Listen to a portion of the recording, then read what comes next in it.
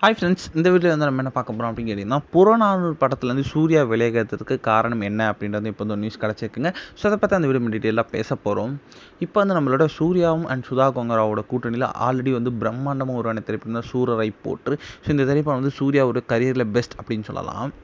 ஆனால் வந்து அடுத்ததாக வந்து நம்மளோட சூர்யா கூட அகெயின் வந்து சுதா கோங்கர் வந்து புறநானூறு அப்படின்ற திரைப்படத்தின் மூலமாக வந்து இணையதாக இருந்தாங்க. ஸோ அதில் கூட வந்து துல்கர் சல்மான்லாம் நடிக்கிற மாதிரி நிறைய விஷயங்கள் போயிட்டு இருந்துச்சு. ஆனால் வந்து இப்போ வந்து லேட்டஸ்ட் நியூஸ் பிரகாரம் வந்து அந்த திரைப்படம் வந்து இப்போ வந்து ட்ராப் ஆகிருக்கு அப்படின்ற மாதிரி தான் வந்து நியூஸ் கிடச்சிருக்கு.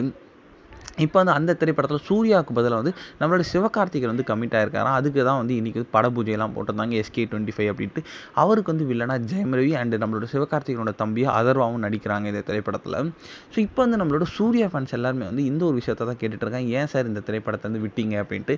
இப்போ வந்து அதற்கான அப்டேட் வந்திருக்கு. இப்போ வந்து நம்மளோட ப்ரொடக்ஷன் கம்பெனிக்கும் சூர்யாவுக்கும் வந்து சில வாக்குவாதம் ஏற்பட்டதுனால வந்து சில பல அண்ட் பர்சனல் ரீசன்ஸ்க்காகவும் வந்து நம்மளோட சூர்யா வந்து அந்த திரைப்படத்துலேருந்து விலகிட்டு இருக்காராம். அண்ட் மெயின் காரணம் வந்து அவர் வந்து அடுத்தடுத்து அவர் நிறைய திரைப்படம் கமிட் ஆயிருந்தார். அப்போ வந்து நம்மளோட கங்குவா திரைப்படத்தில் ரொம்பவே முக்கியமான ஏதோ நடிச்சிட்டு இருந்தார். அதுக்கப்புறம் சூர்யா 44லையும் கமிட் ஆயிருந்தார். ஸோ டைமிங் பிரச்சனை வரும் அப்படின்றதுக்காக வந்து அந்த திரைப்படத்துலேருந்து விலகிறதுக்கு இதுதான் முக்கியமான காரணம் அப்படின்ட்டு இப்போ வந்து